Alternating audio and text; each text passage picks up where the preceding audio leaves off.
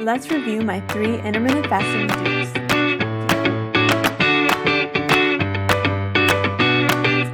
Do number 1. Do wait until you're fat adapted until you try to add in longer fasting periods. Do number 2. Do start with smaller. If you're like me, when you first heard the concept of intermittent fasting, you ran screaming in the opposite direction.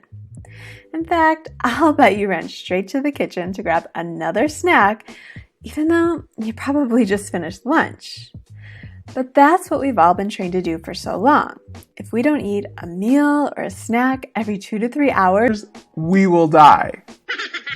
I'm here to tell you that I sometimes go for periods up to 24 hours without eating a single drop of food, and I'm still here. I've gone more than an entire day without food, and I didn't even die. In fact, on the days that I do fast for 24 hours straight, I feel amazing. Purposefully spending periods of time each day not eating has also drastically improved my health. It's also lent a helping hand to the 100 pounds I lost almost 3 years ago and haven't gained back. Of course, if you're watching this, you probably already know that because you've been researching intermittent fasting. Let's face it, at a little over 500 subscribers, my YouTube channel isn't the most popular kid in class. So if you're watching this video right now, then you're here to learn more tips on how to successfully follow an intermittent fasting plan for improved weight loss and better health. Since my channel isn't the cool kid yet, I'm here to please you, so you throw me a like and a comment to help get this info out to even more people. I'm going to review 3 big don'ts when it comes to intermittent fasting. If these don'ts help you in any way, do me a solid and use that pointer finger to click the like button. Now, if my information has helped change your life, be sure to share my channel with others so you can understand the joy of knowing how you've changed someone else's life for the better. All right, now that we both have all the feels, let's get to 3 big don'ts when it comes to intermittent fasting.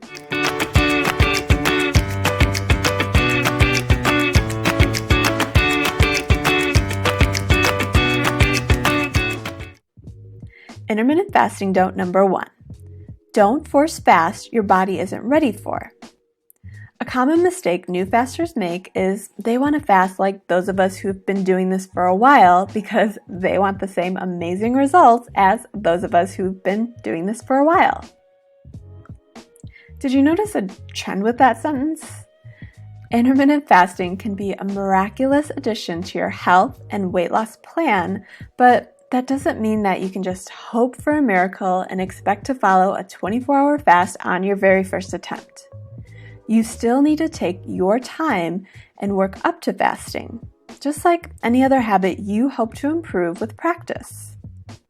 When you are fasting, keep in mind it's okay to have some hunger. There will be times while you're working on extending your fasting window that the hunger pangs kick in and you're going to have to find ways to work through that. But working through a little bit of hunger and completely stressing your body out to a point where all you can do is think about your next meal isn't really a good plan for success. When you're so freaking hungry that all you can think about is the food that you're not eating, your insulin will spike. This is true even if you haven't eaten anything. When insulin is spiked, you're in fat storing mode, even when you're not eating. While some hunger is okay, stressing your body out because all you can do is think about food means it's time to eat.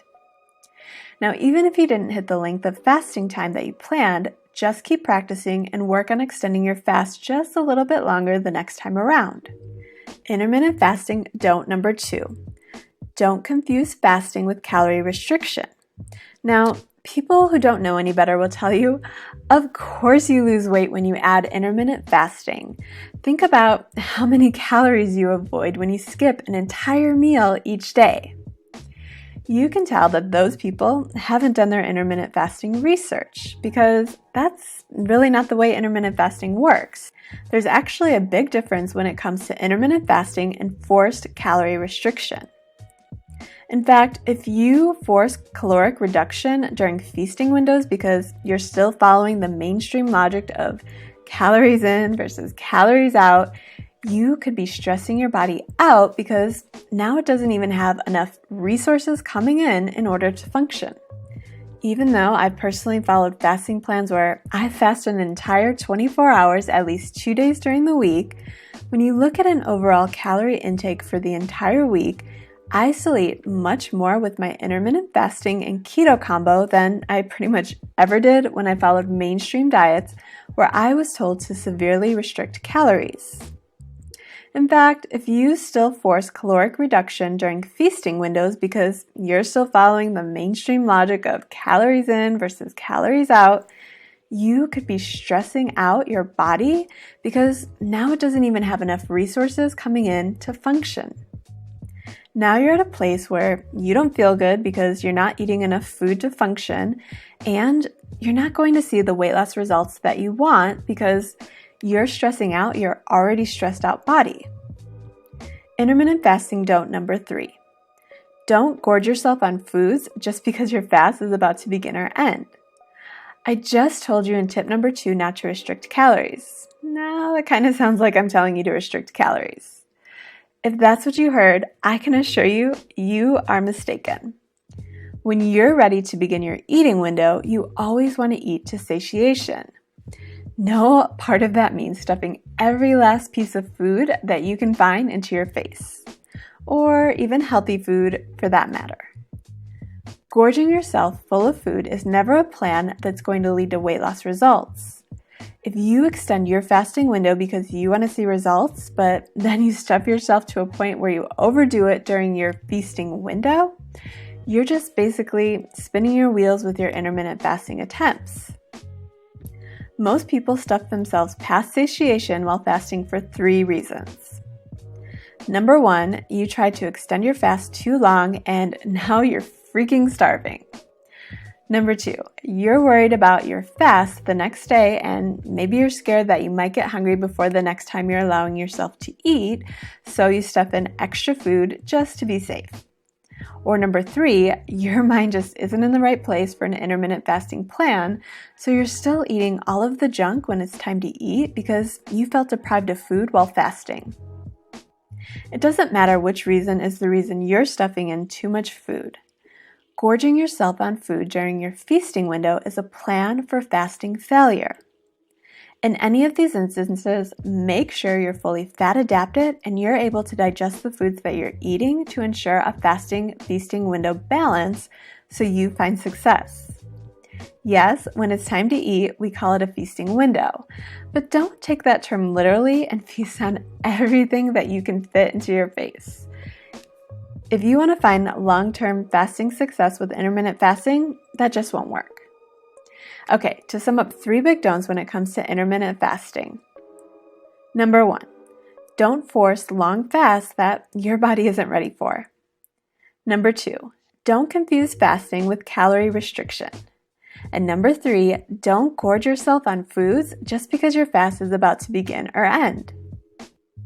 If you want to hear even more intermittent fasting do's and don'ts, be sure to tune in to episodes 32 and 33 of Chat the Fat, where we have an entire 2-part episode talking about all of the intermittent fasting do's and don'ts that we could think of so you can see way more success by adding this tool to your routine.